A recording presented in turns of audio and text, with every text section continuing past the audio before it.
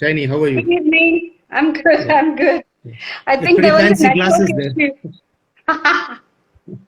So anyway, so welcome to Indian Tennis Daily, and thanks for taking your time. I know you are a very busy person, busy in the social media. Otherwise, in the TV, also you're pretty familiar. So Not thanks as for your busy as time. you. Not as busy as you. Tennis Such a coaches these pleasure days being here. The tennis coaches these days got busy. We are just doing some, talking to our players in Zoom and trying to keep the players motivated because nothing much. You must have heard, no? Just now, 2 more weeks it's been extended Excellent. lockdown, so and we have to wait. But That's, for lockdown, for you all work must be going on, right? I mean, you must be getting pretty yes, yes. lot of It's work as queries. usual. It's Yeah. work as usual. Of course, I don't go to the clinic, but I work from home. So nothing has changed. We're working full day. Not bad. I mean, the technology has helped you all continue. Very few people are actually, continuing with their occupation and earning in these difficult times. So you are one of the fortunate few. What's happening on the other side? Tennis coaches, how are you managing? Nothing. And We're just doing some Zoom sessions with the players. Just bring them together and then ask them what they're doing. Focus on the fitness again with whatever facilities or space they have at home. The equipment, so whatever they have at home, we talk to a trainer and we try to maximize what they can do so that they don't lose too much fitness. And if there is space, then we look to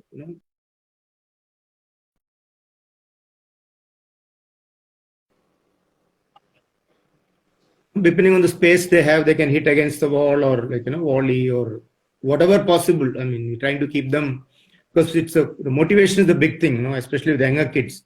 With the pros and the seniors, they know what they want and they can accept because they've already gone through a lot in life. With younger kids, it's like, oh, this year I was planning to do this and improve my ranking, improve my game. I wanted to play these tournaments. So for them, it's a bit of a disappointment. So we have to keep them on and ask them to watch some videos and matches and give them small things to do which will keep their mind occupied in tennis. very So challenging time. So, do you also yeah, have very difficult. sports psychologists or someone who is talking to your Yeah, students? so Or yeah, we're trying to organize that. So wherever, like 2 days back on the tennis webinar, we had I think Dr. Janki, right? Janki Diol. yes, yes, I do. So Janki, so she spoke to most coaches, and then I'm sure people will be now trying to get in touch with her, and so it's like people are trying to discover what to do at this time. It never happened before, especially summertime when kid coaches are quite busy and with summer camps and all the tournaments, and kids are free from school. Unfortunately, they're all locked up and wondering what to do. And now there's 2 more weeks of lockdown. I mean, every week extended is a challenge. So, I Absolutely, mean, truly. coming to Some of my your dietitian friends are also in. okay, Sports nutritionists have also joined. Like, so, I think they would also like to know from you, like, how, what is it that you expect from nutritionists? Like, this interaction. It's so very important to communicate with the support staff, right? All of them. yeah, You can't work yeah, in isolation. So it'll be great if you could also share because some of the nutritionists have logged in. yeah, I had okay. informed some of my friends and people from my fraternity. So Okay. From coaches, what we expect? I mean, if I'm working with a nutritionist, I will definitely talk to with each player. It varies, right? Like each individual is different. The body is different. Food habits are different. So I would like to. I will definitely talk to the nutritionist about that player, and then ask what is it that is best for them, and then if and then explain if the nutritionist is new to the sport. I would explain the energy demands and how it works, like when do they get rest, when is the opportunity for them to hydrate, and what is the duration of a match, and how long the match can go, how many matches in a day, and while traveling, what are the challenges. So those kind of things, because it's a new field, and unless you know the sport, they cannot be spot on with it. They can help to a large extent. You have to know the energy demands and the rest available and the time available for the players. Like, cricket, between overs there is a break. And in football, after 45 minutes, there is a break. So similarly, in tennis, it's like, every odd games, 1-3, you have a chance to come to your chair. So, and you have that 1.5 minutes, time between which you towel, you change, you want to eat. I mean, so many things. So that's the opportunity for them to eat something, and that's what players do. And then between matches, I mean, junior tournaments and smaller tournaments, it's not so well organized. The times are not fixed. You can have matches there could be a delay, right? You can get delayed. A lot of things can happen. The professional tournament, but if you're playing a match after, like first match, you're playing the second match, we don't know when the first match will finish. It can finish in 1 hour, it can finish in 1.5 hours, sometimes even 3 hours, even a best of 3 sets match. So accordingly, the players should know what is it that they come prepared to eat. And then if it gets delayed, what is it they eat pre-match and when they go into the match. So based on the availability, so it's a very big challenge coaches have because every place is not the same. I mean, depending, like if you go to the professional league, it's different. I mean, the players' lounge, you have food, you know what to get. I mean, it's a different league, but that's like the top end. But the bottom part, like if you have a tournament in Chennai, say in somewhere close to Sri Perambuttur, I mean, there will be nothing there. You won't even have a Kotikada won't be there. You can't even buy a bottle of water. So then what do? You have to be prepared. You finish, like child is playing a match and they finish a match at 11:30 in the afternoon and they say, okay, next match is at 2. I mean, you cannot go back home. There's nothing nearby. What is the time you have? You have to rest, eat, hydrate before you start the next match, ideally. But what can you manage in that is the challenge. And so a sports nutritionist who's familiar with the sport and the conditions will obviously know what to do, what you can carry with you, like, what doesn't get spoiled the whole day, whether it's a energy bar or a banana, or what is it that you can carry, like it's an electrolyte supplement you can carry to add in the water. So that is where I, as a coach, would actually be briefing a sports nutritionist, explain the conditions so that they can give their expertise on what works for the child. And each child is different, so you don't know what really they like to eat, the taste, and what suits them. So that's how it goes. And coming to you, I mean, now with the COVID times, I'm sure you must be getting a lot of queries on how to improve the immunity, right? Like what to eat and things like that. So true. Yes. Something you can touch upon, like. Sure. So I'm someone who believes a lot in local food. I do not recommend something that has to be imported, unless, of course, the player is traveling quite a lot. And I work a lot with children, beginners, intermediates, and a lot of teenagers. And the challenges are more about the food choices. They're fussy eaters, and we have to work around what they like. Because of that age group, you really have to go with what they prefer and then step it up and then talk to them, strike a rapport. And I think that's the most important thing. So there are times when I ask the parents to wait outside so that I could really engage in a nice conversation with the child. And teenagers don't like their parents around. They definitely don't want any interference, because as they keep talking and interrupting the conversation, and the children get quite annoyed. So the first conversation is with the kids. So regarding immunity, I would always recommend something like a kada. So North Indians call it kada, South Indians call it kashayam. So what we have in our masala box, that is all the jeera that we have, the fennel seeds, such as the saunf or the perinjeeragam that we call it, and of course omam or the caraway seeds, which is there, that is also good. So add all of this, and then like how Keralites have this jeera water in their drinking water, they just add that and then just keep drinking that water. So likewise, all these spices and little bit of tulsi or basil leaves, and then a pinch of turmeric, a little bit of cinnamon, and then a squeeze of lemon. And that would be quite nice to have every single day. So people at home, they could take it every day. And if anyone is allergic or sensitive to citrus, it's best to avoid. But otherwise, what's available locally? So look at the seasonal fruits. Anything which is nice and bright colored. So the papayas, orange, if it is available, season is almost gone. So watermelon is definitely there. Guava, watermelon, papaya, mangoes have started coming in. So choose anything that's available locally and in season because it's fresh and it's got all the antioxidants. So vitamin A, C, E, selenium and glutathione. These are the 5 things which are very important for us. So vitamin A covers all these colorful vegetables. So all the green leafy vegetables. In case, see, most of us are not going to the market regularly. So we go like once in a week or once in 10 days. We bulk, stock it up, right? So the best would be to see what's available. Otherwise, just use the coriander and curry leaves. The curry patta, karvapla, which we call it, and the coriander, which is the dhania ka patta. So make sure that a chutney is prepared and then include at least a little bit every day. Next is also the gooseberry, amla, which is even the best. So so you don't need cranberries and raspberries because we are not living abroad. And what is available locally is the kala jamun or whenever it's in season, of course. But right now it is amla ka season. So nellika juice, that will be really helpful. And of course, you can consider taking purple cabbage. That's another thing that can be included. Vitamin C, all the citrus comes in. Vitamin E is all the nuts and seeds. So chikki. In Lonavala, we get this tilka chikki, right? Like peanut chikki and all of that. Yeah, so yeah. down south we call it ellurundai. Yes, sesame. So Kadalurundai. all these, ellurundai. So that can go into the podi. So idli or dosa, when we have it with the podi, the chutney powder, the gun powder, which we call. So a little bit of ellu can be added, or the sesame seeds could be added. Flax seeds could be added. So every day, at least 1 spoon of the seeds and then some nuts, dry fruits and nuts, at least 5 to 10, or else just a fistful of that.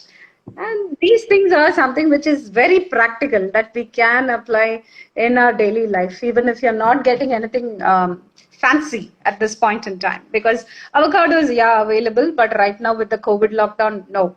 So the best would be to go ahead and buy these kind of foods and include. So vitamin A, C, E, glutathione, selenium, these are the ones. And if you eat non-vegetarian food, it'll be good to include some amount of non-veg because Indian diets are basically very deficient in protein. And you can go ahead and step up the protein at this point in time and eat a variety. Yeah, that will help. Since you touched on the non-veg part, I will go there.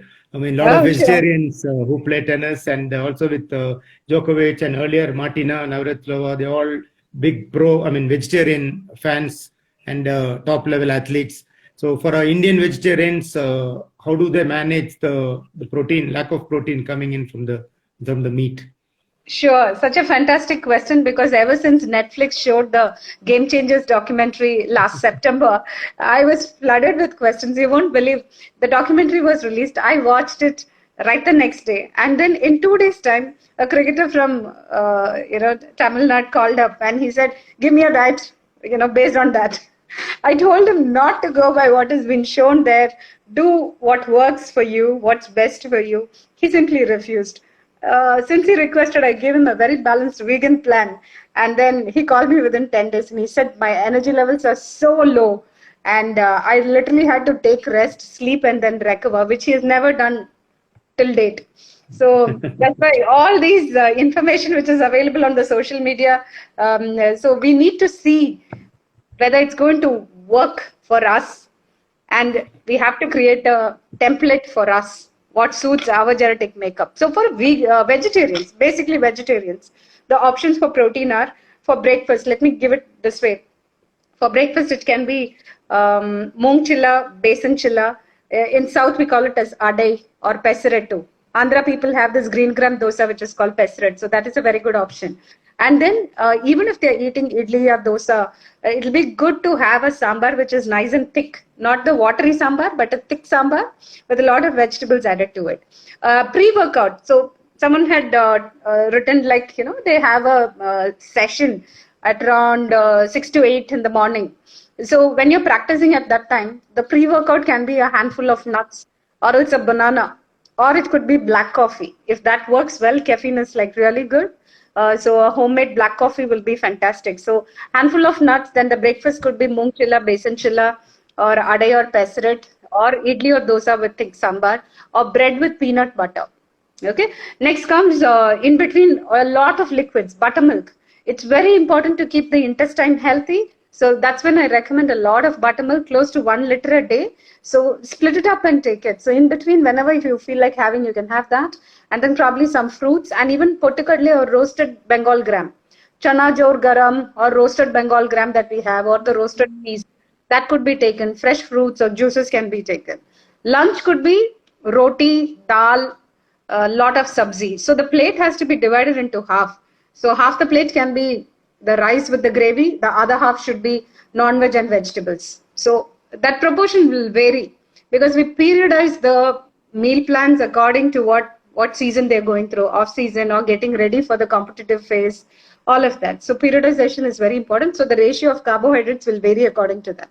But basic thumb rule is to eat a variety of vegetables, and for snacking, fruits and all that. Evening snack. So most often evening is when they have quite a lot of hassles. So dokla, khandvi, okay, that is like a very good option. And upma, in case someone has access to quinoa, that is good. Okay, so even millet upma with some chutney. So even the coconut chutney, half of the chutney can have roasted Bengal gram.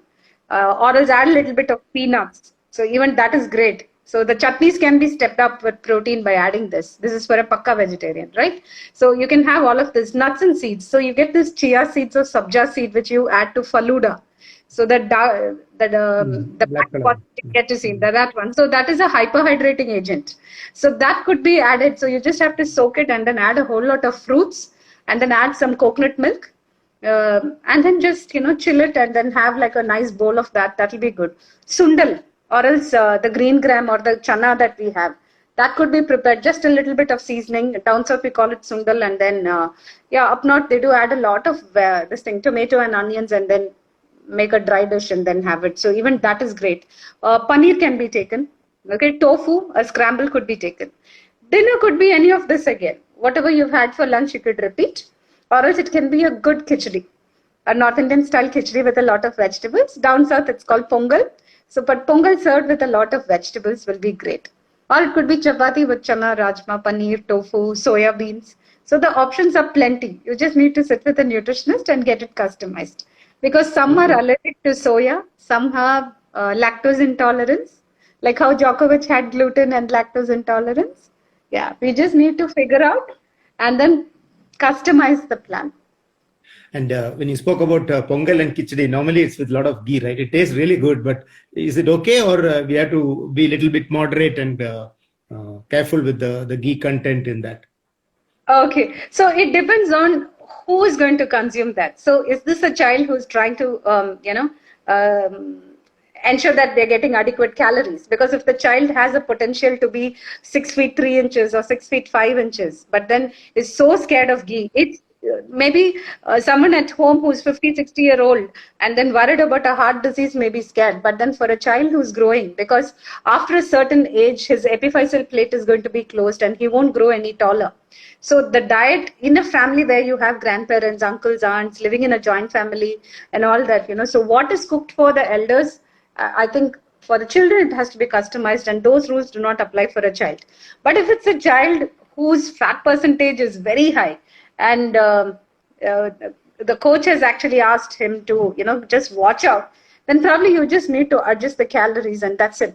But ghee or butter or coconut oil or traditional cooking oils is what I recommend all the time. So if it is someone from West Bengal and all that, I say go ahead and use a little mustard oil also. It's good. For someone in the Konkan coast, coconut. Down south further, Tamil Nadu, Karnataka and all that, groundnut oil, gingerly oil. So use what's available here, not necessarily olive oil. Yes, so it's very subjective to the age group and what you are looking at. So ghee is not bad, coconut is not bad. It all depends on at what phase of the player is going through. Yes. As you're explaining, this tennis player called Vishnu Vardhan was just signed in. I mean, he's big into diet. I mean, he cooks himself. He eats only vegetables. He's like if you see his diet, I mean, I used to wonder how he has energy to play. But he's very happy. He says that's enough for him. He carries dates with him. I think a lot of things you will talk about, and you already mentioned. he's already following. Here, one question in what you mentioned earlier for vegetarians. Suppose they're a vegan, that buttermilk option is gone, right?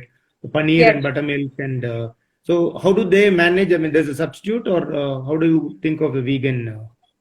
Very good question, because for them, it is about probiotics, that gets a hit. So there are things like, fermented vegetables. So kimchi, coleslaw, and then there's kombucha, which is usually available in all the organic stores. Okay. And our regular idli dosa is fermented. And down south, you must have heard about the koor.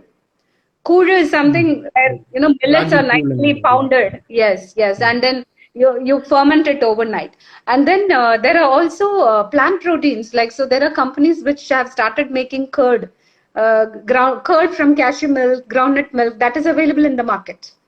And then there are also resources. So I attended a course in Auroville by a homeopathy doctor called Dr. Nandita Shah. So her website is called Sharan, Sharan. And there are a lot of recipes mentioned there. And a vegan can actually go check their website. It has plenty of recipes, how to make curd and fermented drinks. So a whole lot of options are given. So even the Paraya Sadam that we call it, which is the previous day's rice, so that you can actually soak it, with a lot of water, and you can just go ahead, and usually buttermilk is added down south. A lot of people add buttermilk and some yeah. shallot or small onions or sambar onions. But I think you can eliminate the buttermilk, but then you go ahead and have the fermented rice with a little bit of salt. And I still remember my brother's friend.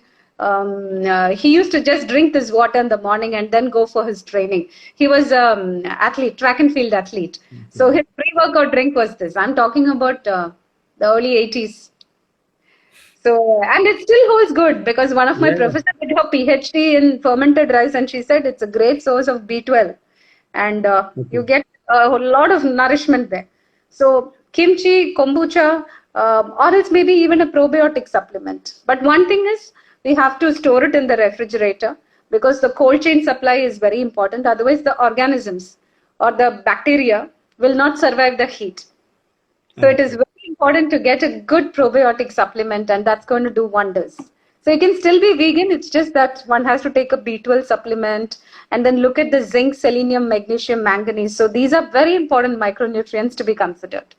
You don't want to falter at any stage, and it's so competitive out there. So you wouldn't want any of your students to, falter because of vegan diet. Yeah, take professional help. That's all I would say.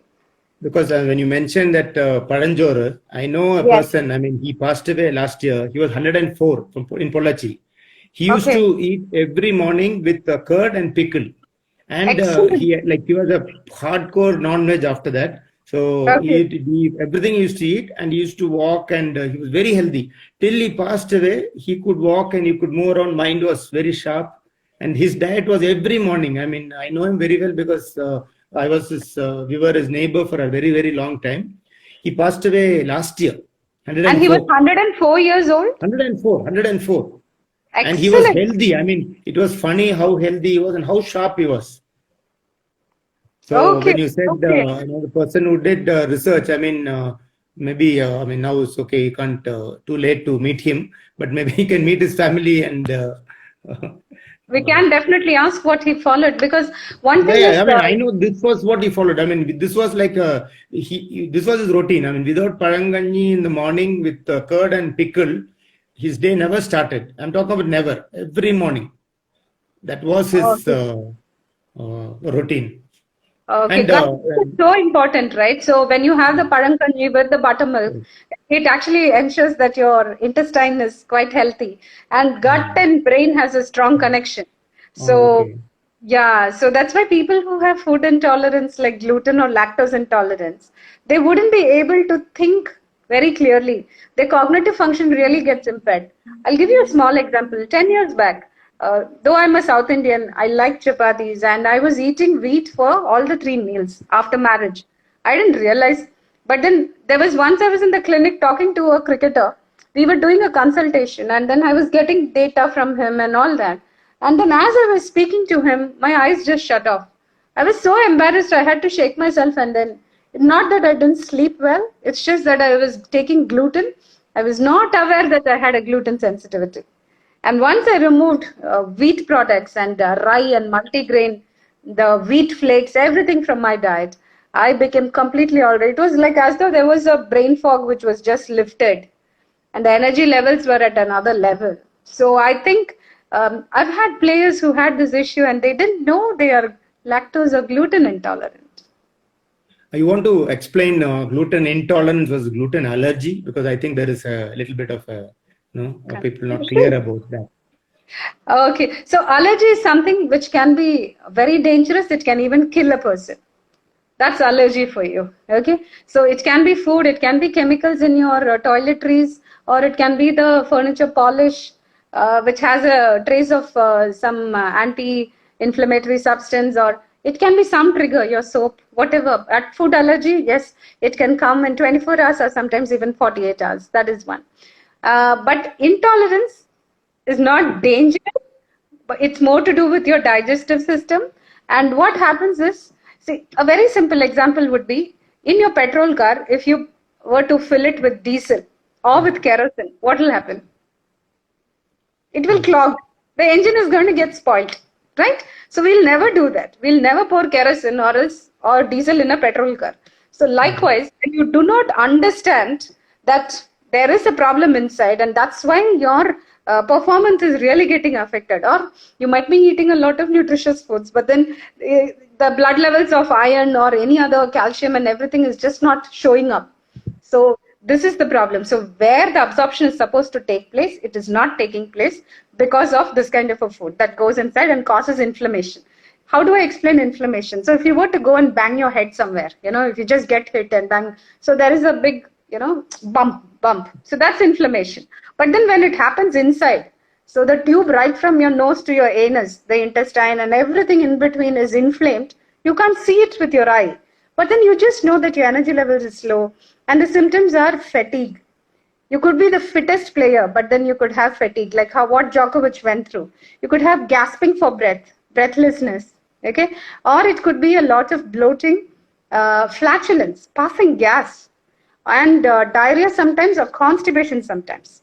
So if you do not poop every day, if you do not have a perfect bowel cleanse on a daily basis, I think you should watch out for. And then unexplained anemia. So you could be eating all the mutton and chicken and green leafy vegetables and having bone broth and beef and fish. And still, if your iron levels are not improving, there is a very good chance you're not absorbing everything properly from the gut. Okay, so that is when you should suspect. So a lot of doctors usually send their, clients and they'll say unexplained anemia. Could you give a diet? And most often I would actually go ahead and put them on a gluten-free or a dairy-free systematically and then figure out what is the culprit. Sometimes it could just be a peanut. Peanut can be allergic. You're not intolerant to peanut, that could be an allergy. And so allergy can kill a person. Intolerance is more about gas, bloating, acidity. Yeah.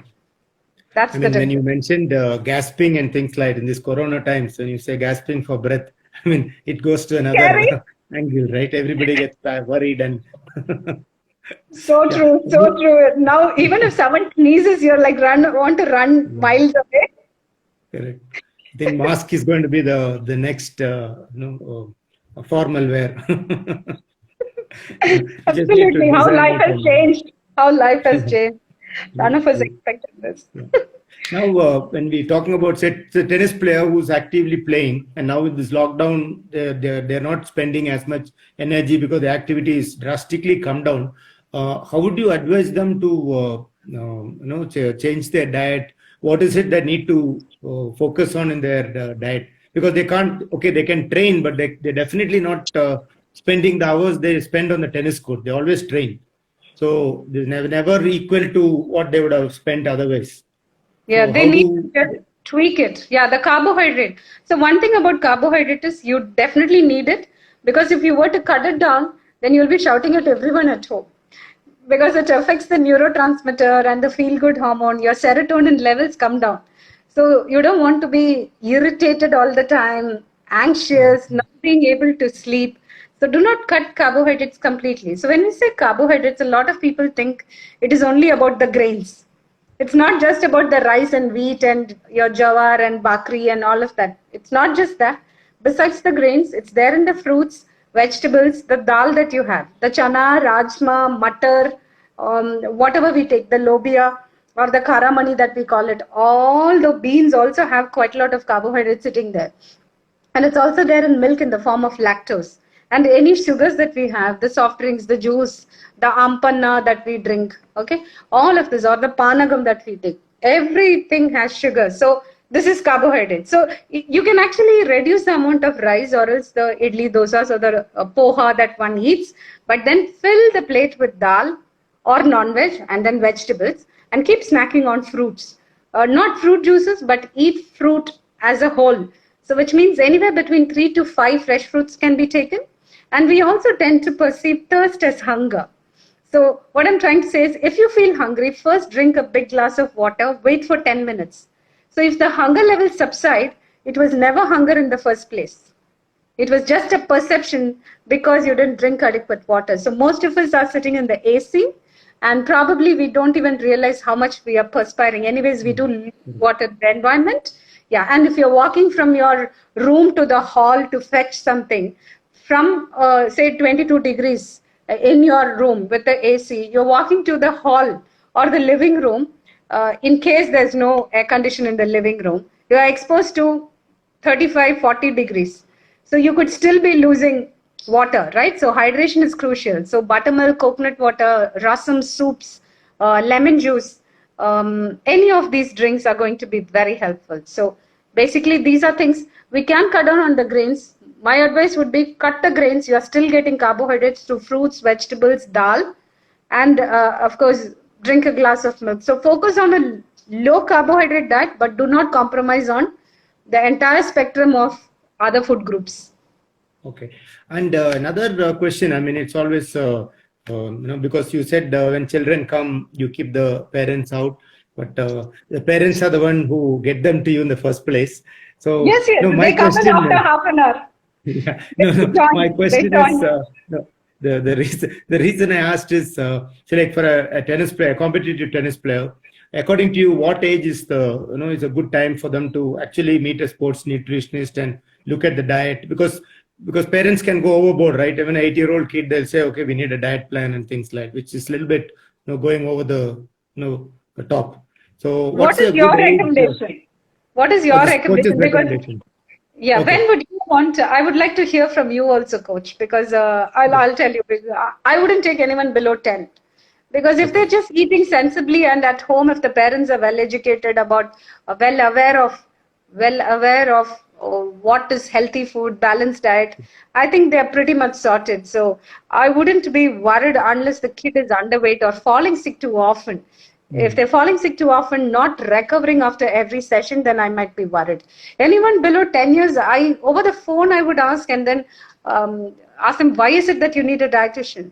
Because I don't encourage kids walking into the clinic unnecessarily. Some develop eating disorders. Yeah.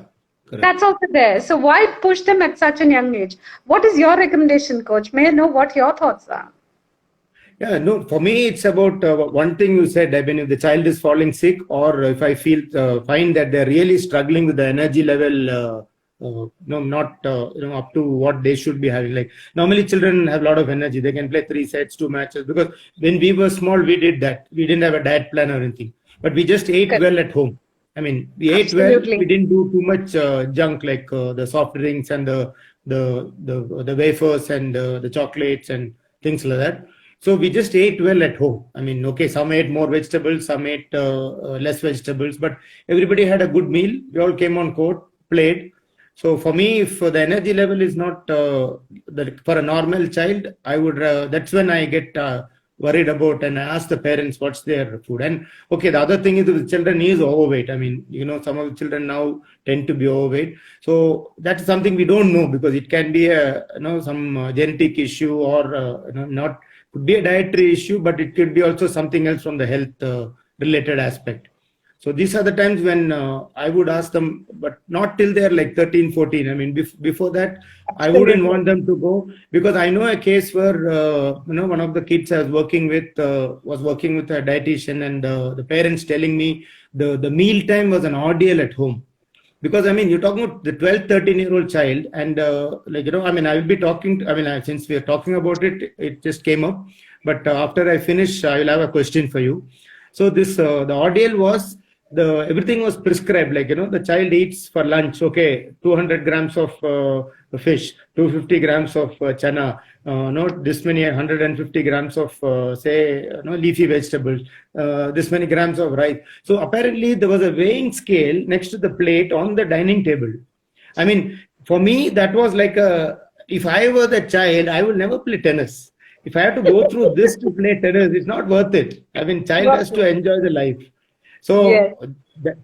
I mean, the other day, actually, I was talking to Jeevan also, like when we were traveling. He's pretty finicky. Jeevan doesn't eat fruits. I mean, I remember when he was young, and I used to, he never ate apple. So I used to get him to eat apple, and he liked one bite. Is it enough? No, 2 bites. Okay, enough for today. I know I had 2 bites. He didn't like fruits. So recently I was talking to him, and he said, I'm still the same, but he said, I find alternate food which I like to eat. Instead of stressing myself over eating something which I don't like, I eat something what I like. But okay, Jeevan is old enough, mature enough, has the information to choose. But a 12, 13-year-old child doesn't have that information, right? So what will be your recommendation? Even if you have to subscribe a dietary plan, I mean, how would you go about so that the child is enjoying the meal without measuring? I mean, how can you measure and eat? Because it's because the parent was telling the child likes this particular dish, but she doesn't get more. She doesn't like that dish, but still she has to eat that full quantity. It was an ordeal.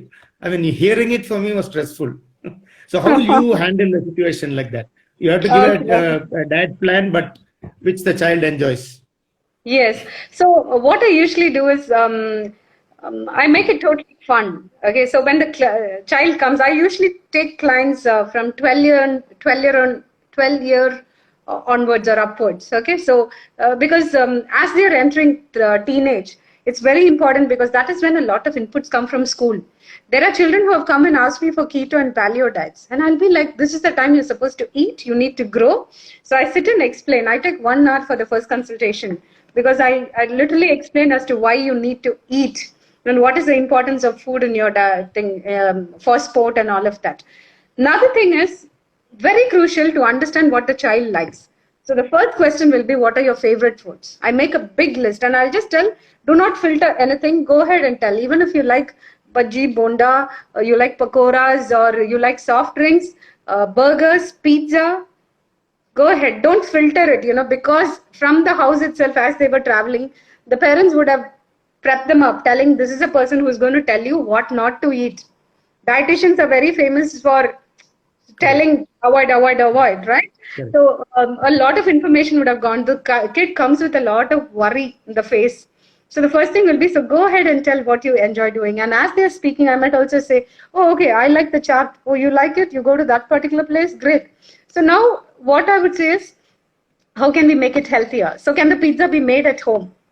Or can the burger be, the cutlets and everything, can that be prepared at home? So that's the question that I'll ask the mother.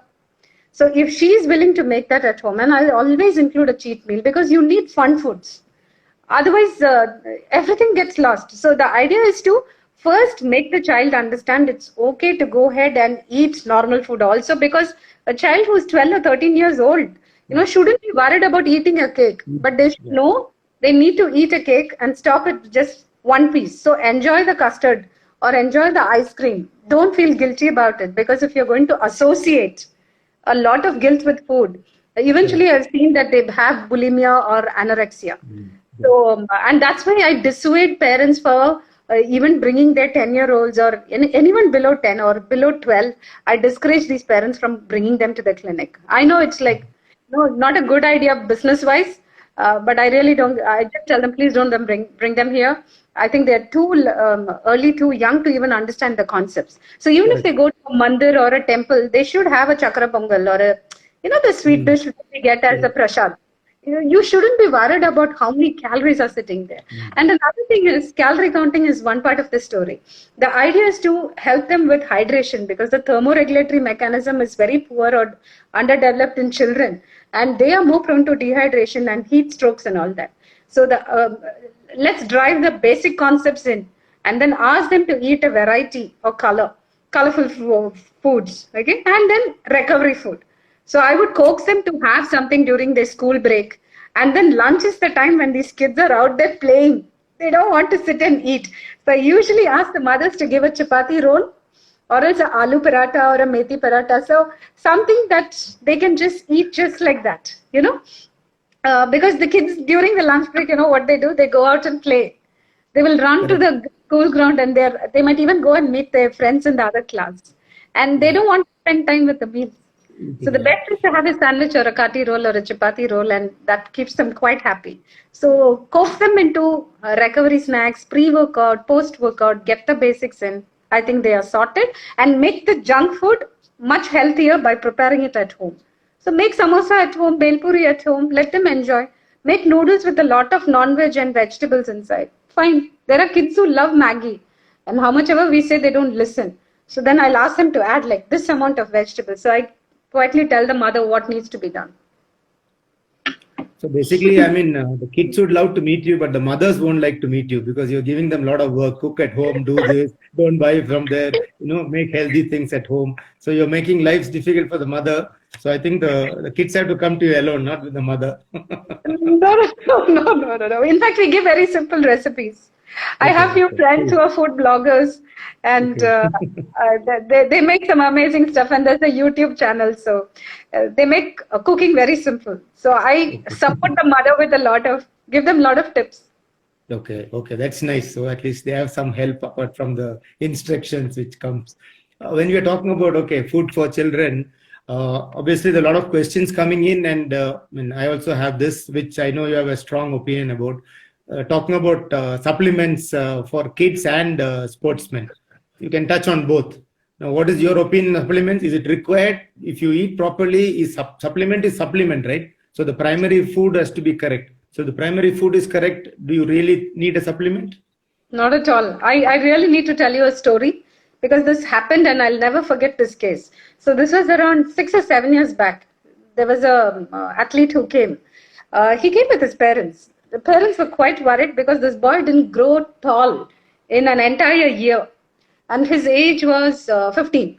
So someone had totally brainwashed him, making him believe that you need to have supplements and only then you can perform better in competitive sport. So they were spending 20,000 for supplements, 20,000 for a 15-year-old. So when I asked the parents were really stressed out. The parents said that they had gone to another nutritionist and they were given printouts as to how many grams you should take. So he used to weigh grams, of rice, fish. He'll have a weighing scale, check everything and then eat. See, another thing is you have to do periodization.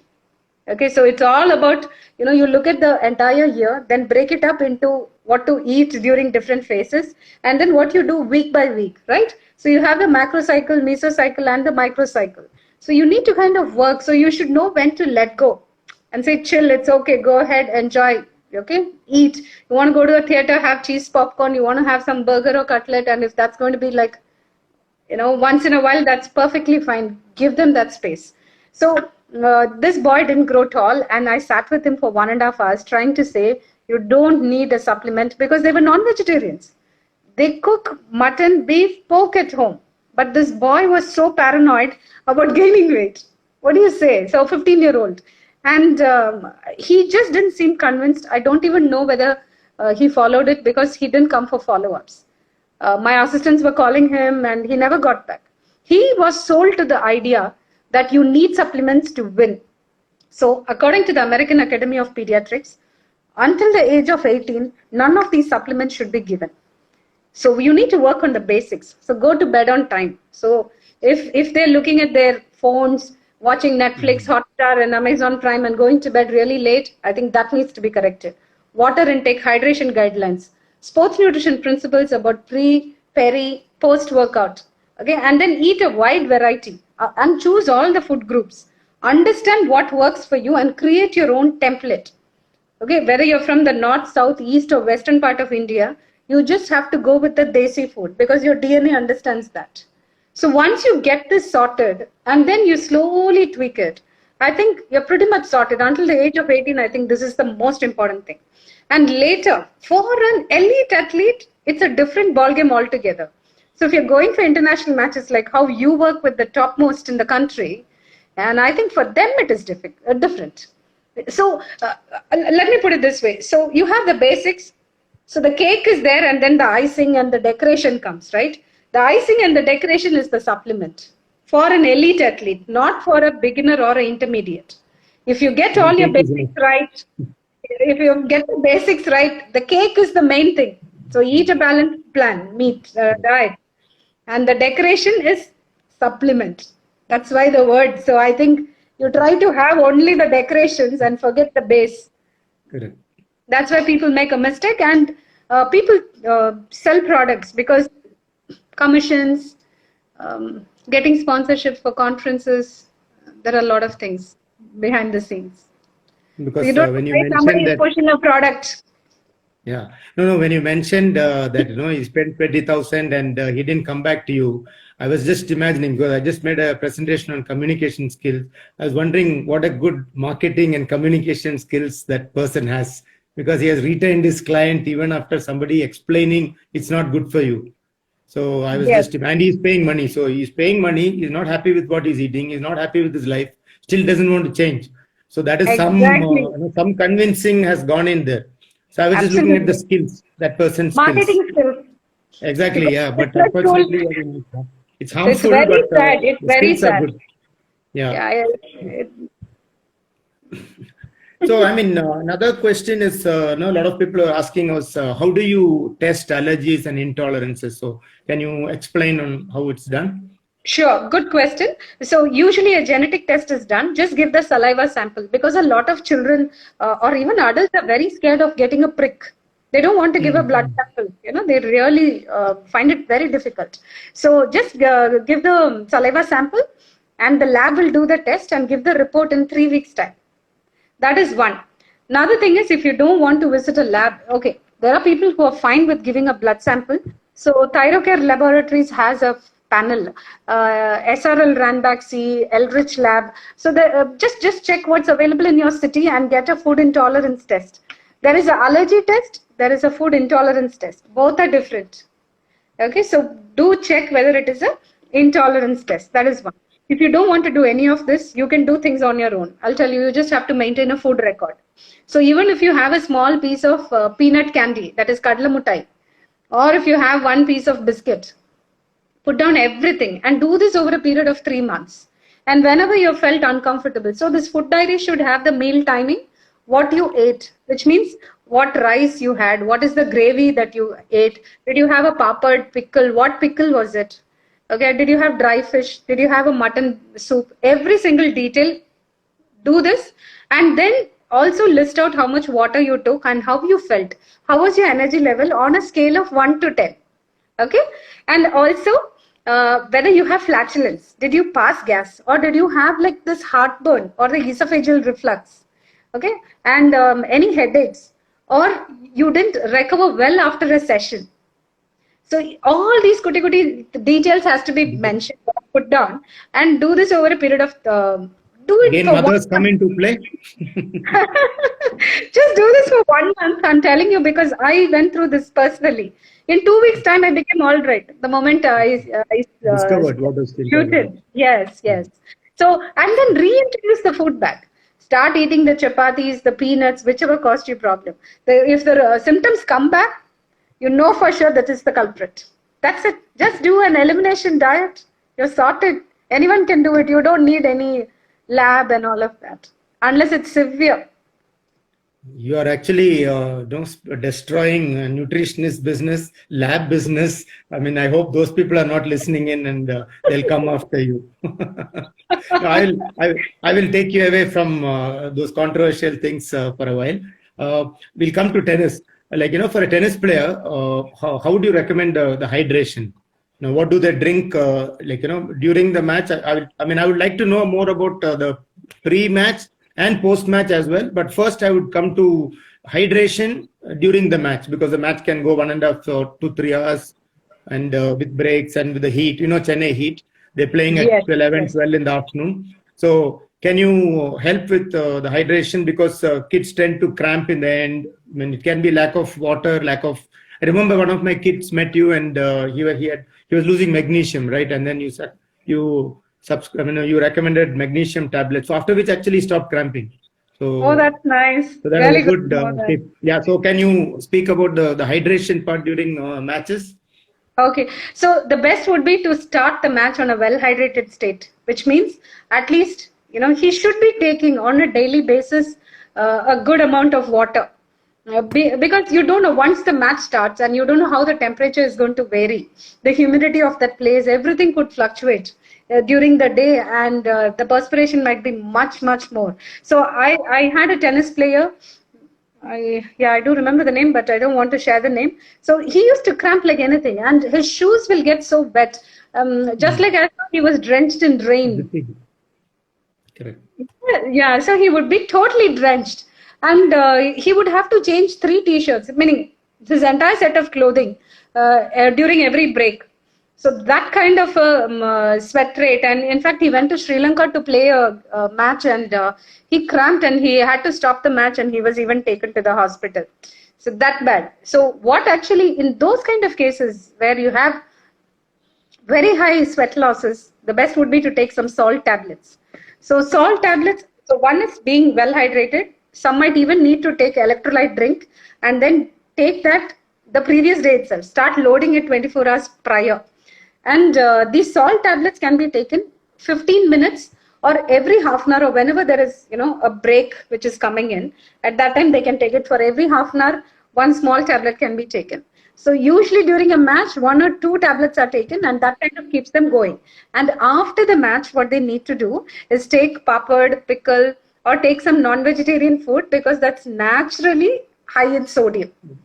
So that's the good thing. So mutton bone broth or else any of the non-vegetarian food they can take. But if you're a vegetarian, don't worry. You can just take papad or pickle, and then make sure that that extra bit of the chutneys and all that will bring in the extra salt. So it has to be a little higher, and that's good. Another factor is also electrolyte drinks. Okay, so do not buy anything don't go by marketing gimmicks. Choose something which works for you.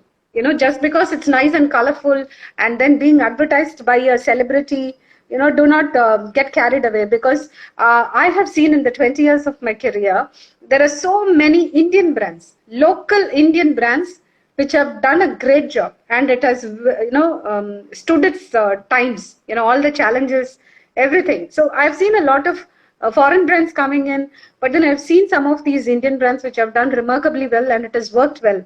So you kind of need to figure out what works best for you and not get carried away by what your friend is using or what that top player is suggesting. So each one has a different sweat rate and what you're losing. So calcium, magnesium, sodium, and potassium, these are the 4 things which go away through perspiration. Yeah. And I also always tell these boys or girls to check the color of urine. So every time when they pass urine, to check the color, because these kids are all the time with the phone, and they take the phone to the toilet also. Now, who's actually looking at how the urine looks, right? So all this is also, they're so preoccupied with the gadgets. So I think that's another very important thing about hydration. Coach, how do you handle? Meaning, my question to you definitely would be to say, when they have cramping, so magnesium helps a lot. But besides all this, like the stretches, the neuromuscular circuit, I think even that is very important, right? Yeah. Shiny, actually, as you're talking, I think we're almost close to an hour. You have some more time, because I think it was an I do interesting have time. conversation, and I have, you have time. So I will have end time. this chat, and we will reconnect, because I need to save this. I think we're almost an hour, and we Sure. cannot save more than an hour. So we'll come Sure. back. We'll go through the same process. I'll just, we have 10 minutes, is it? Okay, we'll do another 5 minutes. Sure. Okay. Sure. Yeah, because it's an interesting conversation, and a lot of people who are listening in, especially when you came into the tennis part and hydration during matches. I mean, suddenly a lot of years. Already I had a lot of questions coming in about hydration. So Yeah, you asked about kids who are getting cramps in the third set. Yeah, that's the first thing is hydration. I mean, a lot of times it purely comes from hydration. Then with extreme cases like this, like the player who you met, asked him to meet you, because if it's not that, if he's drinking enough water and he's still cramping, then it's definitely salt loss or something else, which we have to find out, which we are not equipped or expert enough to figure that out.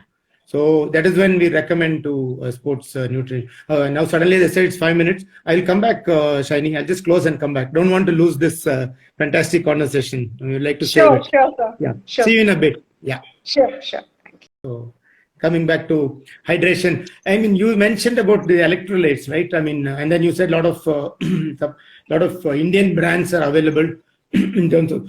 Can you explain about what is the content in the like when you mean electrolyte, what does it mean? Because sometimes they use carbo supplements as well, right? Depending on the energy demands or requirement of the player. Okay. So usually when you say a sport drink, it has sodium, potassium, magnesium, chloride, and also calcium. These are the ones which will be there in a sport drink. Okay. There's also energy drink. That is a separate category. An energy drink gives you a caffeine kick. I don't want to mention brand name. So it's fine. There are people who are perfectly fine. So with caffeine also, when you do a genetic test, you will realize there are slow metabolizers and there are people who metabolize caffeine very fast. And I had been to Newcastle with another sports dietitian from Mumbai. This was 2-3 years ago. And caffeine is something that all sports nutritionists give abroad. They give it to all. It comes in small pills, or it is a component on the chewing gum. So caffeine needn't be shunned. It can be given for sports people. It really gives them the kick and the rush. It's just that some people are very sensitive to caffeine. So you would see people who drink coffee at 5 p.m. and are unable to sleep at night. There are another set of people who can drink coffee and still sleep after 5-10 minutes. So it's just the way that. Oh, okay. Okay. I'm a slow metabolizer. I'm that's it. I'm done. If I drink coffee for another cup of coffee, morning 100 ml is okay, but later in the evening, I'm a complete mess. So I can't take coffee. Christian, I know Christian. After 6 in the evening, he doesn't take coffee. Take coffee. But he can't sleep. I can drink but you coffee. You don't have a problem. Yeah. So you are a fast metabolizer. I'm a slow metabolizer of caffeine. Yes. So that is the main thing. And how did I find out? Because when I did a genetic test, I figured out this is the issue. So caffeine is okay. It's not bad. It's perfectly fine. Caffeine is fine for a lot of people, unless of course you have an issue. So what was I telling you? Sport drink. Sport drink is it's good to use sport drink. Energy drink versus the electrolyte drink. Sorry, so this is no issues. This is the drink. This is the difference.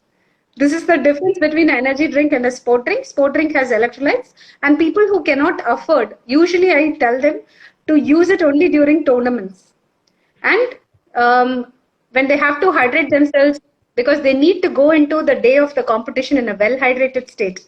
So for the 24 hours, I would ask them to take Electral, which you get it from a pharmacy. Just mix it up in water, because these are the people who have hyperhidrosis, profuse sweating.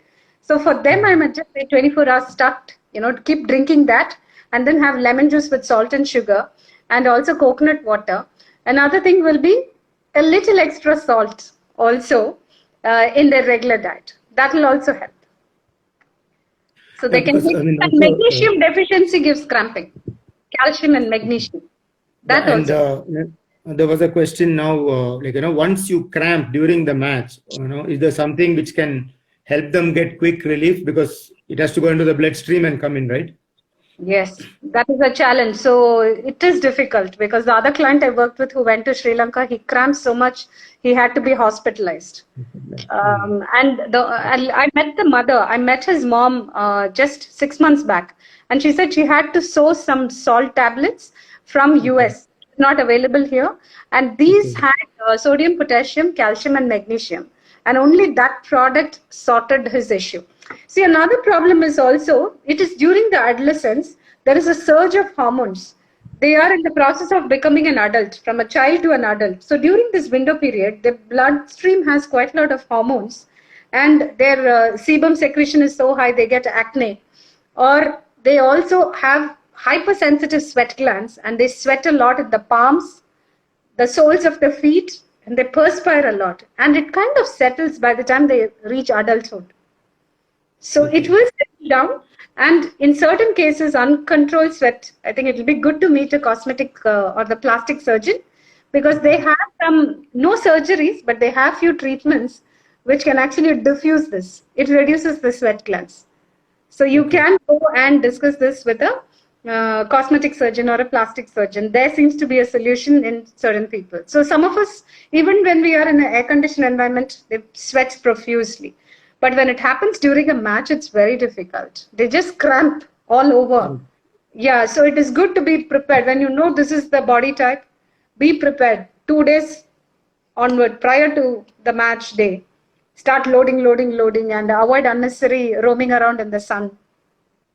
And players practicing in places like Chennai, even for practice sessions, they should have these electrolytes, going in so that they don't cramp during the session, right? I mean, they should get used to whatever they're drinking, because whether the body is taking it, whether they're responding well to it, it's better to practice and know what suits you, right? Absolutely, absolutely. And you must have heard about Panagam. Panagam, which South Indians have, in Chennai, Tamil Nadu, a lot of people take it. So it is just nothing but water which is being stored in the pot. So it's nice and chill.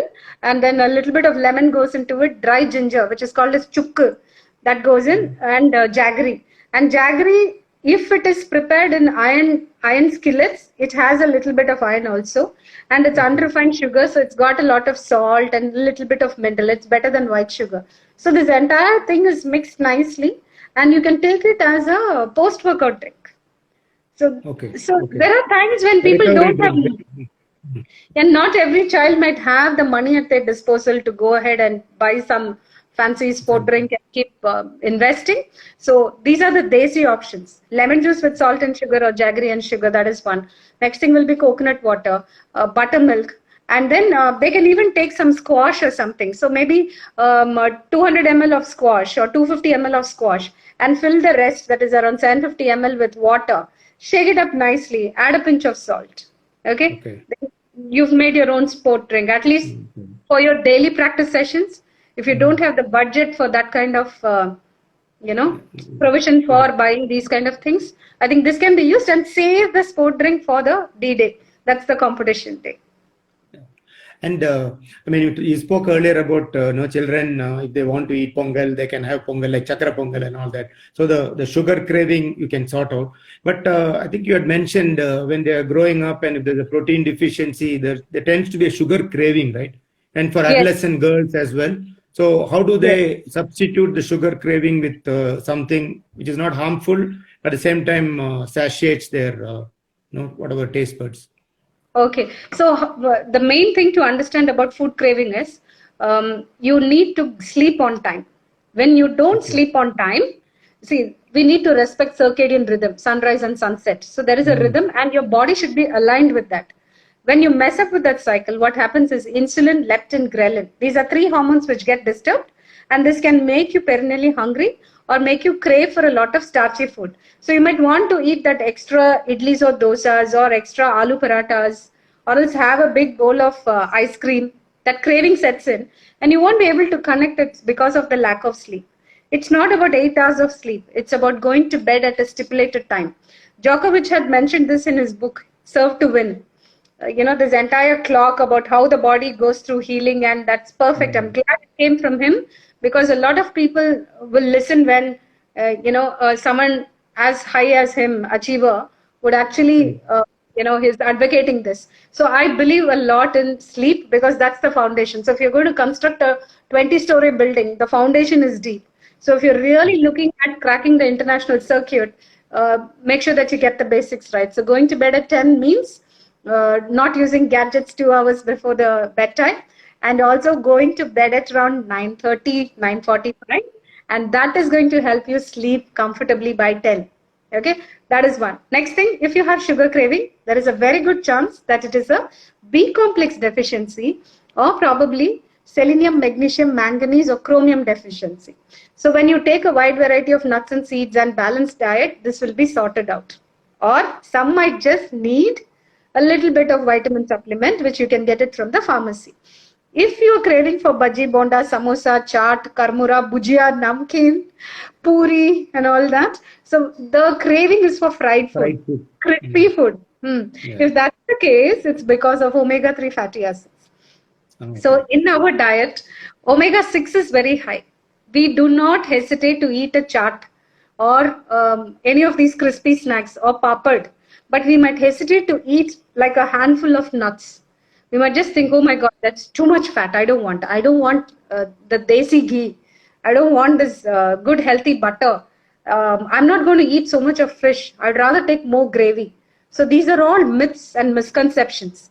So moment you step up protein and then take a lot of fish in the diet or a fish oil capsule, then this deficiency is sorted at the cellular level. And once that is sorted, then you wouldn't crave for any of this.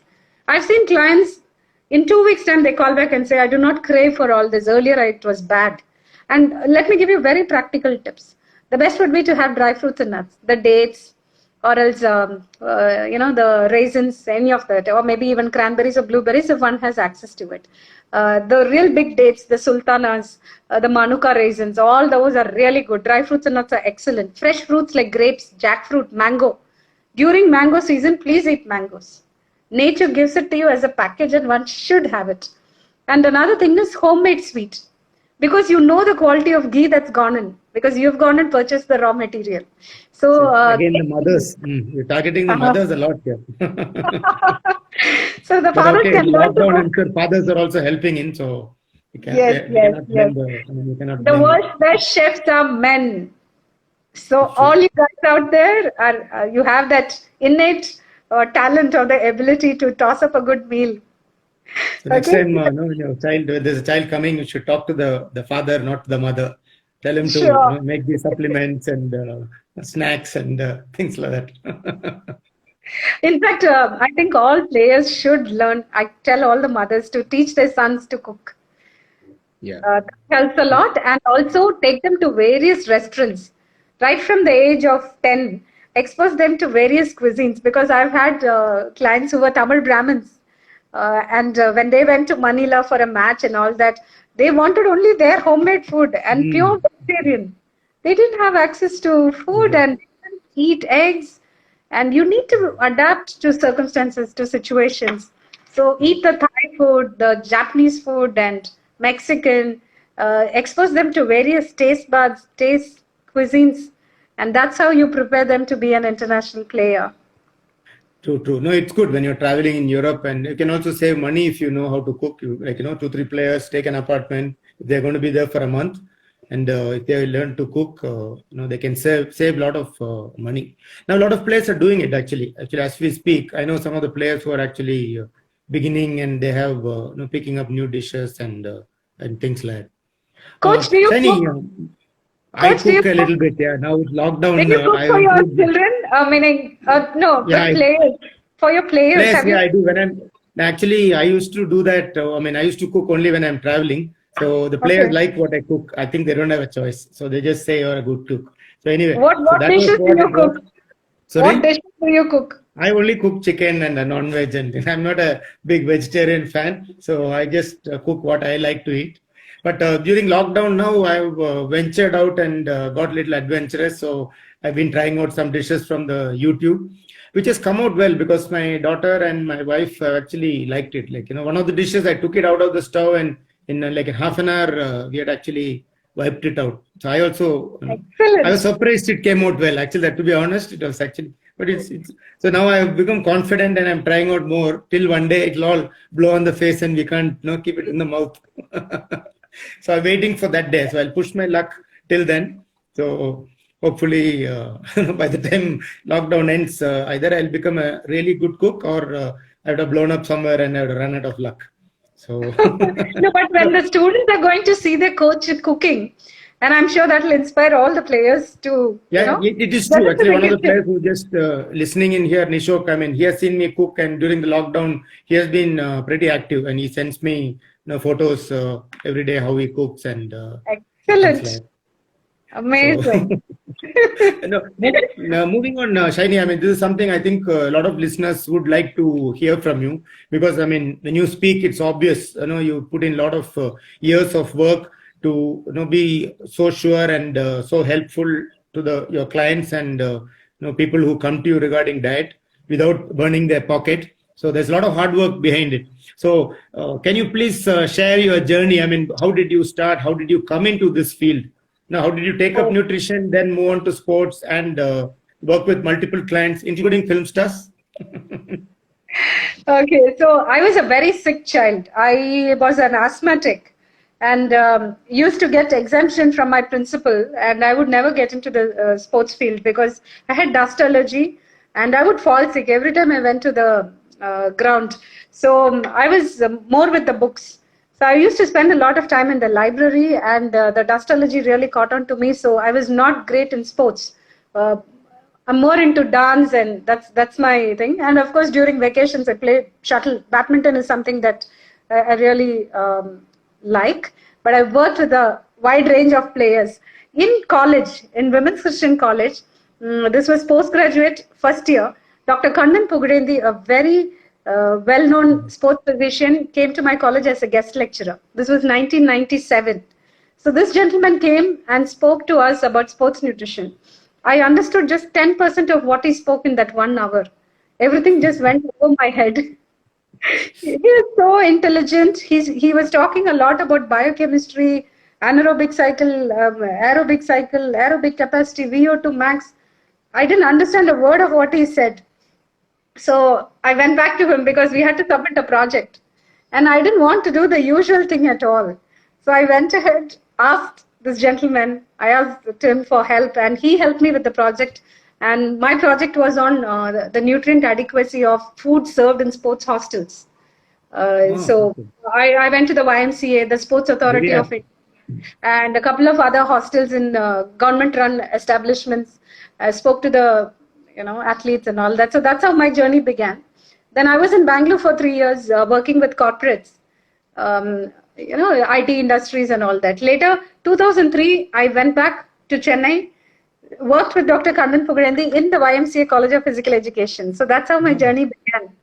So I thanks to him. He was the one who said people have no clue because the doctor had studied in Australia, and Okay. not many people really understand what sports nutrition is about. And these days, only sports that time only doctors were talking about nutrition. So he said, do something in this field, and you will become something in the next 5 years. So for me, whatever he said, I just followed it blindly, and that has helped. And I worked with a lot of Words come true. God's grace, a lot of support from family. Otherwise, you can't do this non-stop. I True, never true. took breaks. So yeah. And I worked in Ramchandra Medical College as a lecturer for Okay. 8 years. I resigned in 2017, and parallelly, my private practice was always there. So I worked with cricketers like Kempla's cricket team, the first division cricket teams, Vidyut Sivaramakrishnan, Sriram Sridharan, and a whole lot of people that I worked with in Tamil Nadu cricket team. And of course, tennis, badminton, tennis, swimmers, squash. I think racket sports and me, there's some connection. Because you Yeah, like I'm already badminton, no? yeah, So I'm already badminton with in the. you. Yeah, so the racket is something that is always meaning very close to my heart. So my niece plays And tennis. okay. And you went on to work with the International Olympic Committee, right? I mean, you had a role to play for some time, right? I mean, not. I think you're the first Indian or the only Indian. No, I studied. I did a course. Okay. It was a 2 year program, and I was the first Indian to complete that course. This was 2007. So it was a 2 year graduate diploma program, and the certificate came from International Olympic Committee, Lausanne, Switzerland. So Okay. Okay. yeah, that was a lot of effort, and at that time I didn't have the kind of money, or I used to work for 12 to 14 hours, save money, and that's how I did the course. So it was 3 lakhs at that time. This was 2006, 2007. But It's just that I'm passionate about this subject, and I try to make whatever food. I understand the Western concepts, but I make a Desi version of it. I believe in local food. Yeah, it's important because I mean we are for Indians we need to we are actually all of us are very associated with food, right? Because Indian cuisine is so elaborate compared to a Mediterranean or a European cuisine.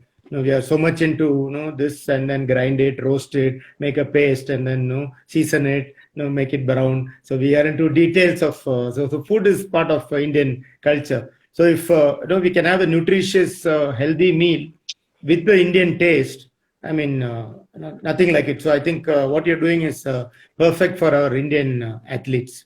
Considering, I mean, you work with so many athletes and people very active around you. I'm told, exercise is not your favorite forte.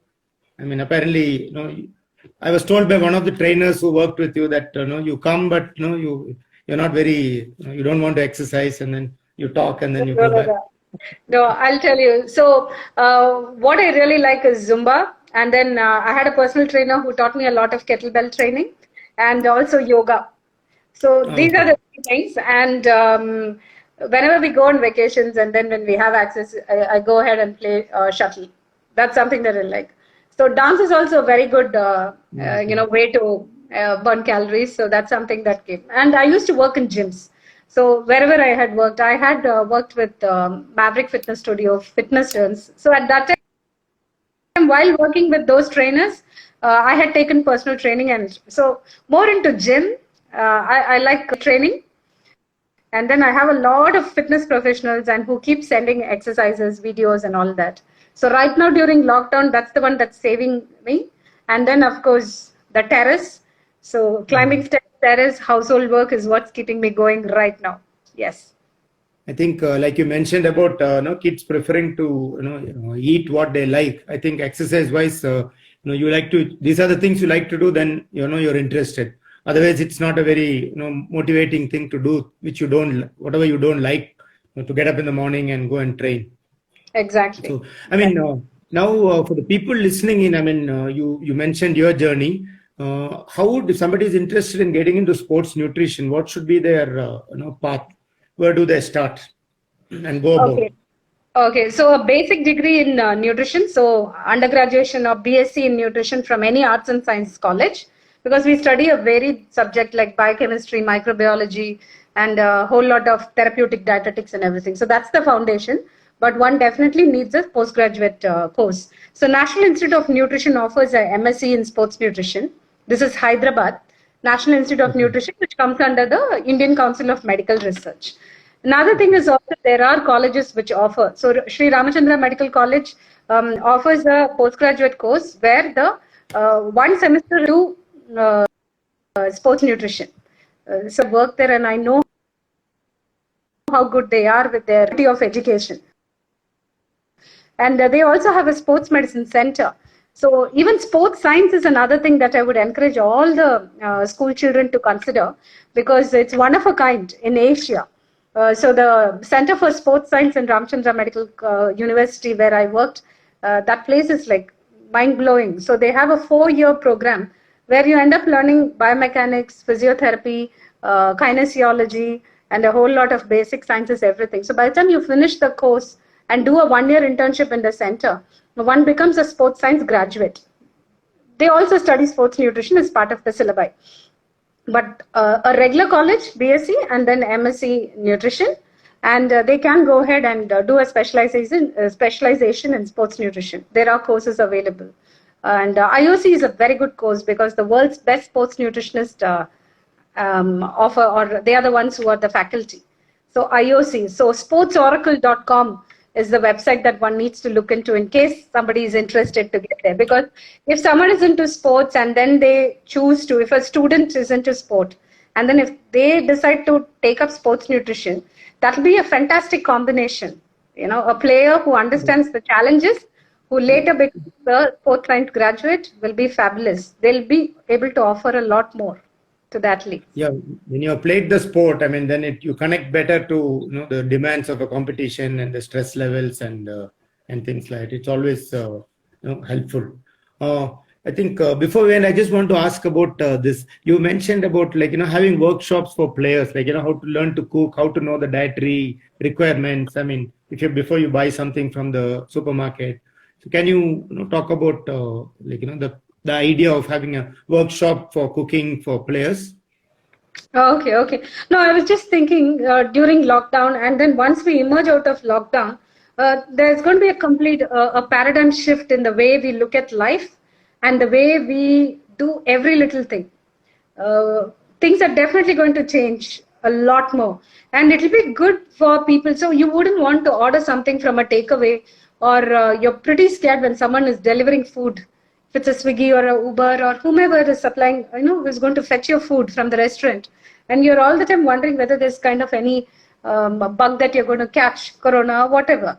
So a lot of people, I see a shift because they're kind of getting used to being at home, and this is the best time to also learn a lot of cooking. And if you understand how to read labels, then you know what product to pick. So just like how we were talking about Djokovic's journey of gluten-free, dairy-free, and all of that. So if you know to go to a supermarket and understand what the label says and how to interpret that information, and also read the ingredients and see what is hidden there. So there's a lot of things that you might overlook because it is all a lot of science. And what if the player doesn't have a basic knowledge of science? Then I think we can really educate them to get familiar with food labels and all of that. And learning to cook with some experts, how to toss a simple pasta or noodles or it's a one-pot meal. I think that will be fantastic. And wherever they travel, if they also have a session to understand various cuisines and what goes into the sauce and all that, there will be a better grip over things. And you don't need a nutritionist. So the job of a nutritionist is actually to educate the player, make them independent. They shouldn't be clinging on to the nutritionist. Give them all the resources and then let them go. And then work with another client, educate, let them go. So that's my policy. I give a whole lot of information, train them well. So you're going to a pub, you should know what drink to order and what snacks to take along with that. If it's off season, fine, you need to chill. You should know how much biryani to take. And if you're going to a chaat shop, learn what to do. If you go to a movie theater, you should know what to order, what to eat there, or for a wedding. So different circumstances, and that's how I work. So I feel it'll be good for the athlete to understand this entire spectrum and make their own template. What works best for them, which will maximize their potential, which will enhance their sports performance. So like, if I go to a pub, I need to know which beer to order so that the calorie is less. So yes. So I need to try out every beer to know which tastes good and which has got calories. So I need to combine, right? So you're sitting in Bangalore. You're sitting in Bangalore. Waiting for Bangalore to open up and then find out calorie versus taste, what suits me best. Which wine to drink, what snacks to take, all of that. For Bangalore pubs, I mean, beer is the better option. It has gluten. I'm okay. I'm not gluten intolerant or allergic. I'm okay. Okay. And actually, when we spoke about you educating the players about reading the label with anti-doping, I mean, okay, the pros are a little bit more well informed, like when Rajneesh and Jeevans and the ones who are on that level know what they're eating. For example, like they don't eat beef when they're in China because the Chinese beef has got some substance which is banned. So when they're in China, they avoid beef because it comes from the beef there. So they are educated. I'm talking about the juniors because juniors also, they eat some places and then with the supplement brainwash, they get into taking stuff which they shouldn't be, or medication, for example. So how can, like in a basic form, what are the things they look for to know what is banned substance and what is it they need to avoid?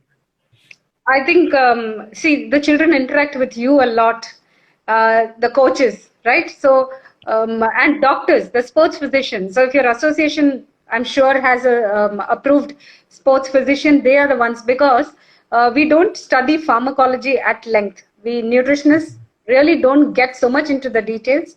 I always say go to your sports physician, talk to them, because there are generic names which is given in the WADA. And each association has its own specifications laid out. Another thing is the industry. When you look at the supplement industry, it's not well regulated. It's not very stringent. FSSA is taking great efforts now to actually educate people to understand what is bad, what is it that you should look for, which could be a potential anti-doping or a dope substance, right? Because you could buy a cough syrup from an Ayurvedic store or could be any Indian store, any Indian system of medicine, and then you end up with doping charges. That's a pretty sad state of affairs. So I think the physician is the best person. I don't step into that zone because that's not my territory. So if it's a physiotherapist or the psychologist or the coach's job, meaning I just step aside, meaning I don't interfere. When it comes to doping, the generic names, it's too much about pharmacology, and the doctor is the best person to guide the student or the athlete. Many years ago, one of our leading badminton player, I think Aarti, what's her name? I can't get her name. She was actually, she had got into trouble at an All England Championship, and she had taken medication for cold. And she had a team doctor with her, but unfortunately, they were not aware that one particular substance which was in that tablet was banned. And she was banned for 6 months. I can't get her name. I'm talking about 2000, early 2000, like 2000, 2001, that period. Our top badminton player. Unfortunately, she had to suffer, but it was nobody's fault. I mean, it was just ignorance. So that's why I asked them. Do they come and ask you, coach? No, badminton. Children don't ask me. No, children don't ask me. I don't training with you. Do they come and tell you this is medicine? The children know, but the pros, they are already aware. So that's how I know about the Chinese. When you go to China, don't eat beef. I mean, they don't eat beef. I mean, I can eat because I'm not getting tested. So, like one of the viewers just said when I mentioned beer that children are watching. I mean, I'll tell. I'll clarify. I meant for myself. I didn't ask children to go to the pub.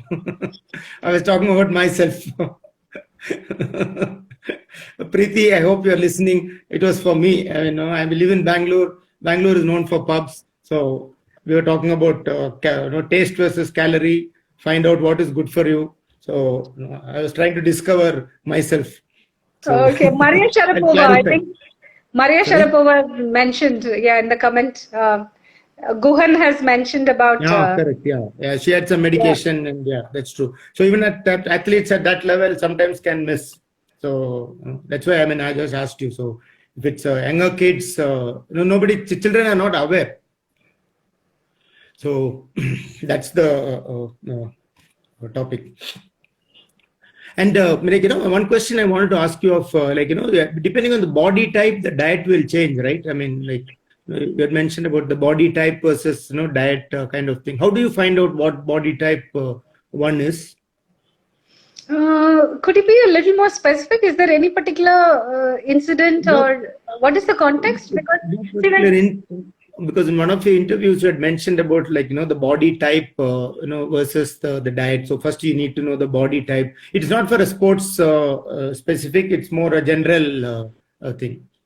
Okay, so when it comes to sports, I would rather go by, we have the somatotyping, that is ectomorph, mesomorph, endomorph, right? So the ectomorphs are the thin, tall guys, typical physique of a tennis player, real thin, tall guys. And the mesomorphs are the ones who will, even with a little bit of effort, they will be able to gain their muscle mass. So that also one needs to understand, because there are players who struggle to gain muscle mass.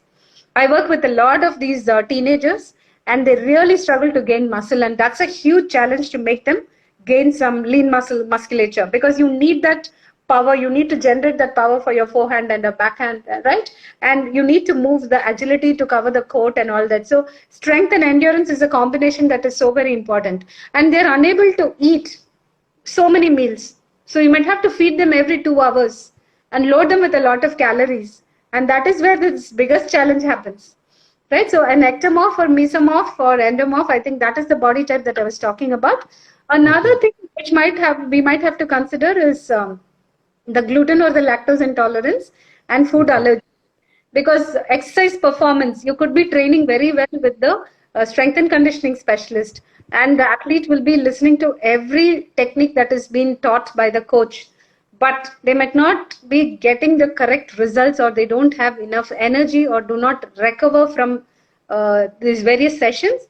So food is another aspect, and Djokovic is the biggest example that one could refer to, because he's the reference point. In the recent times, if something has happened and he's come out of it beautifully, I think food allergies or sensitivity. So understand what suits your body type and then eat appropriately. I think that's what I meant. Okay, because I think when people try to lose weight and they lose a lot of muscle mass, they still feel happy that they lost weight. But for an athlete, if you lose all the muscle, then your performance is going to be affected, right? So, like you said, if you know the body type and train according to it, and the diet is also catered to that, you can avoid these pure looking at the weighing scale and deciding on whether. I wanted to ask you something to you, coach. How do you deal with young girls, female athletes? They have their menstrual cycle, the periods. Yeah. Do they come and talk to you about it? Like, how do you keep the communication between these children who are going through, puberty? They would have just attained menarche. How comfortable are they, to come and tell that I'm having a lot of pain, I'm bleeding quite a lot? How do you handle children, female athletes? Actually, with really young girls like 13, 14, up till now, they're not so open. So, sometimes the parents tell, or they don't come, and then the parents let us know that they had their period, so they couldn't come. A little bit older, by the time they're 16, 17, nowadays girls are a bit more open. Earlier it wasn't so much, but now they just tell, I have my periods today, and but they don't go into details of. But they tell, there is a pain, discomfort, they want to, they don't want to play, or they're feeling uncomfortable, they do inform. Okay. It's a bit more better now compared to the past. Okay. How do you keep the communication open for them to come and share this? Because a lot of kids hesitate. So yeah, I think the communication regarding this is like a later stage. It depends on what has gone in the previous interactions, like from the time they've met you to this stage. Because if they feel they're comfortable with you, then they speak. So I think it's how you establish a rapport with them from the time they've been working with you. Because a lot of times, if you're just working, like if I'm based in Bangalore and I have a child who's just playing tennis, then the interaction is not so much. But if they travel with me, then the interaction level is completely different, because you are with them day in, day out. That is when you get to know a lot. They open up. They talk about the family, they talk about the interactions within the family. Do they talk about boyfriends? Do they talk about boyfriends, relationships? Again, at that age, no. But a little bit older, they can. But nowadays, not at 13, 14, 15, they don't talk about it. They don't talk about their, even if they like somebody, or they don't talk. And when they're 16, 17, the way I do is, if I get to know, then I have a conversation with them. I'm not judgmental. I just have a normal conversation like we are doing. I just tell them, yeah, I know you like this boy.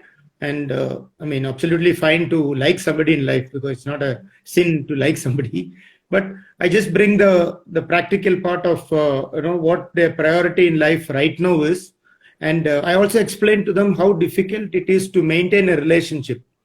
Like even for an adult who has gone through so much in life, and at this age, I explain to them about how difficult it is or how challenging it is to maintain a relationship versus your professional side. And then I explain to them about how their time gets occupied and how it's a distraction. And then I leave it open, saying, if you can manage all this, great. But if you think you're struggling with it, you need to keep this aside for a later date. And it has worked. I had this conversation with quite a few girls who have now moved on and grown older, and they're very much in touch with me. And even now, when they're into some kind of a difficulty, they still talk to me. They're on WhatsApp or something, talking to me, because they feel whatever suggestions I offered help them in life. So that's the openness you need to maintain, and that comes by your rapport with them, because it cannot be It cannot be bought off the shelf, or you cannot demand. If it happens, it happens. If it doesn't happen, it doesn't happen. It's like in one of the Rajinikanth movies, Tana Vanda Around. Tummal, like in Tummal and all that, no, you cannot demand. Tana Varum, Vanda Ken Kek Mudiade, Varlanale and Kek Mudiade. But I have one more question. Sorry to interrupt. No, go ahead. The girls who do not get their periods, there is a very good chance that they're not consuming adequate calories, and they're expending quite a lot. So they might be having sessions which are like 2 hours in the morning, 2 hours in the evening, but then they want to look very slim.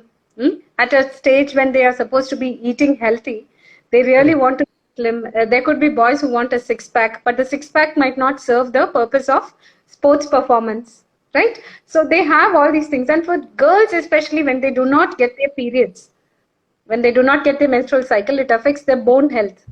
And there are also the soft tissue injuries, and there could be a lot of injuries. So there are children, I have seen female athletes, female tennis players who had a history of repeated injuries. How does this come to your notice? Honestly, no. Now that you're telling me, I mean, it's actually, it's new information for me, because I didn't know this could be a reason for injuries and things like that. Because like I said, at 13, 14 and 15, I mean, that age, the girls are not very open. It's the parents who normally talk to us. So I know there are parents, a couple of parents have told me, like, for her, the periods have not started yet. So, like, like that they have explained. But, this I've never connected like this. So henceforth, thanks for this information. I will look out. And if there is a case like this, I will definitely speak to the parents and check with them, what is the situation with your daughter. Because these information are not easily available or not discussed normally. It's still very much, but like I said, now the 16, at least 17-year-olds and all, they are a little bit more open. They come to you and tell you, today I have periods, I'm struggling, I can't train, or I don't want to play, it's hurting, so I want to take off, which is fair enough. I mean, if they're that open and come to you, I mean, you have to accept. I mean, the way I look at it is, okay, then I realize, okay, you have to be considerate to the girls, and especially when you're traveling, I mean, they're without their parents, you're the one who they rely on. So if you don't provide that support, emotional support, it's not productive for her and me, because when the tour has to continue, I need to get them to perform. But if they are not very happy, and because I believe that any player to perform should be personally very happy. If you're not happy, you'll never perform at your best. I mean, any profession or any field. If you've had a fight at home, you're grumpy, you go to office, you're not going to be great. So if you leave home happy, laughing, you find the world is a one happy place, you will love to work, and your performance will definitely reflect on that. So I believe in that. So when I'm traveling, I try to maintain that atmosphere with the kids. So that's why, I mean, I always tell people, children worked with me, like, this is like almost my 30th year into coaching. Children who I've worked with in the past are mothers and fathers.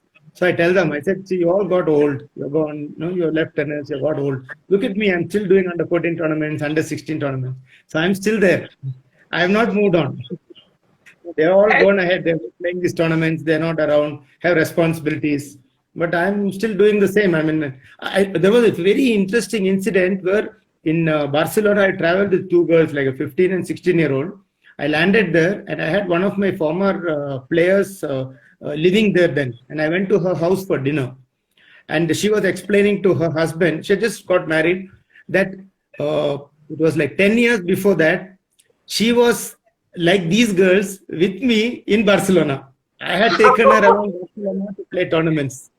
And on that day, I had another bunch of two girls going to her house for dinner. So I told her also, see, look at you, you got old and you're married and you're here. Look at me, I'm still doing the same thing, roaming around Barcelona with two kids for tournaments and taking the train, walking around, taking the bus. So, I mean, I try to maintain that kind of atmosphere because I feel they are more comfortable. And unless they are comfortable and happy, you can never get them to perform. And it's not that I'm children who travel with me, no, I'm pretty particular about certain things, and I don't compromise on that. So some of the ones who are watching in, actually, they'll smile when I say, it's fun.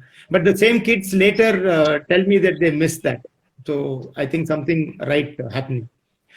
Shiny, before I wind up, one question has been repeatedly coming from Guhan. He wanted to know how not to lose muscle mass during lockdown. I mean, Oh, tough I think it's more question. I fitness think. connected, but maybe with the diet, if you can manage something. Okay, I think it'll be good to get a good amount of protein. I know Guhan because he's a pure vegetarian. And another thing is sourcing non-veg from outside becomes very difficult during the lockdown. So preparing at home and all that, a lot of families might not cook non-vegetarian at home, but they source it from outside. But right now it is a challenge. I think the best that you can aim for is maintenance. Okay. The best that you can do is maintenance, because otherwise it is difficult. So taking a lot of dairy products, having a good amount of dal, paneer, and getting a whole lot of nuts and seeds and trying to incorporate all of that. And as I said, even if you're having a sambar, have a thicker version. Have a nice thick sambar, because at least the density is much more. You get a lot more nutrients in that bowl of sambar. So that's the only way. So each meal should have a good amount of protein, 20 to 25 grams, and each snack should have at least 10 grams of protein. So if this is there, and if you can make eggs at home and eat, I think even that is good.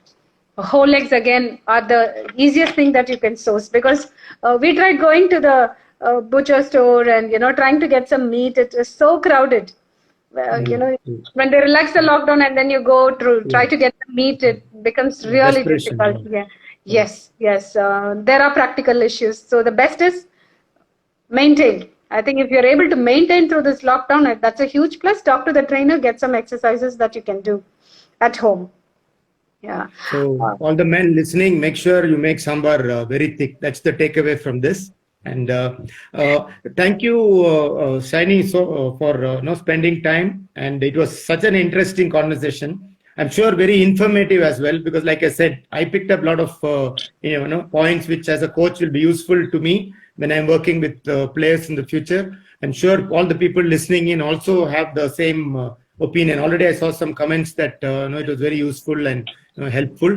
So thank you so much for this wonderful conversation, and all the best to you. And I hope you go places and we hear more, and we expect solid contribution from you towards sports nutrition for Indian athletes.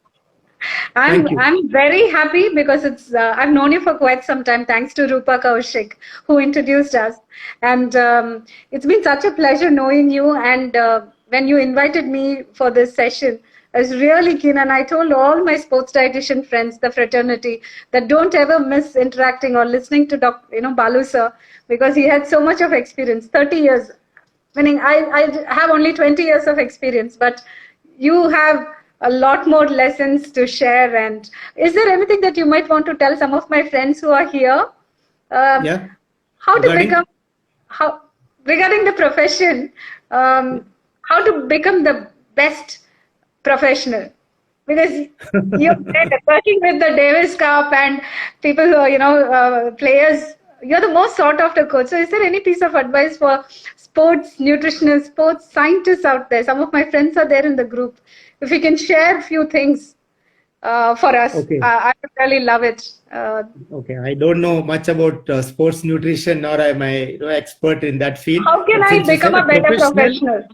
Professional, yeah. From my experience, I'll just share my experience. I think, it's my opinion that if you enjoy, like I said earlier, if you enjoy what you do, I think you will become excellent in your profession, passion, job. You can name it, but I don't like to mention it in one name. Basically, you need to enjoy what you're doing.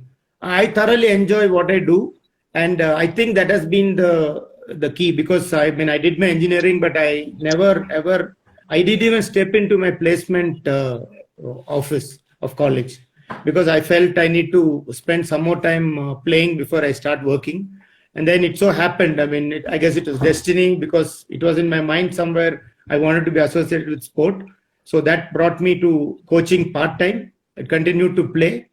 And then one led to another. And then I thought this was good. And I liked spending time with the kids, helping them. And it was challenging, and I had to rediscover myself. Like children who worked with me 30 years ago, when they see me now, think I'm very sobered, I'm better. And kids who are with me can't, they can't understand how worse I was before, but I was worse. So I think it's a journey. And bottom line is, I think you need to enjoy what you want to do. Whatever you do, you need to enjoy it. It can't be everything. If I do this, what do I get? If you equate it with money, I think you are losing the plot. It's not about money. I mean, you put in the 10, 12 years initially to become a better in your job.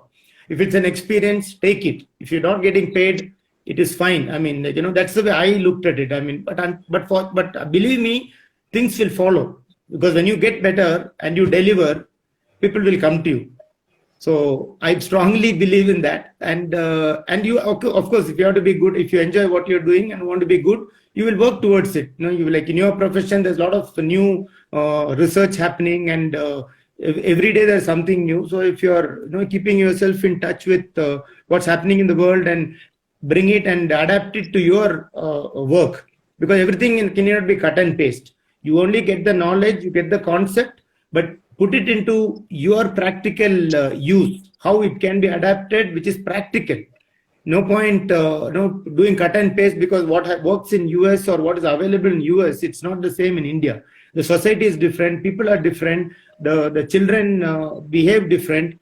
So all of you also deal with children and parents. So there's a lot of personal relationship going in. So if you cater to that with the knowledge you acquire and move on, you will find your own way of putting it across, and you move on, and everything is not equated to money. I mean, just because I'm very happy that people consider me as a good coach. For me, that good coach, a coach who will deliver, is more important than the most expensive coach or the richest man, or what car I drive. It doesn't matter. I mean, because the child who comes to you is not coming to you because you drive a Mercedes or because you come by cycle. He is coming to you because when you stand on the court with the child, he will learn tennis. And my job is to teach that child tennis. The child can be, for example, can be Roger Federer, or can be a child who just loves to play tennis and want to pick up the sport. But for me, I have a player on the court with me. So my job is to help that particular player. I am not looking at who he is, what he is. Many a times I have no idea who the parents are. I only know the child. I have no idea. I don't know what the parents do. Unless they come and speak to me and explain to me, I wouldn't know. And it doesn't bother me, because like I said, because I'm happy with the child. So I've had people have asked me, how do you handle parents? I've been very honest with them, and I've never lost a child because I've been so upfront and honest. Parents might not like it for the time being, but the child is happy to come back. They come next day, I speak to the parents, and we move on. And parents appreciate, because at least I've been upfront, and I told them what I think, and I was not rude, but I was just being very, little bit, too honest or blunt, you can say it. A lot of people avoid that.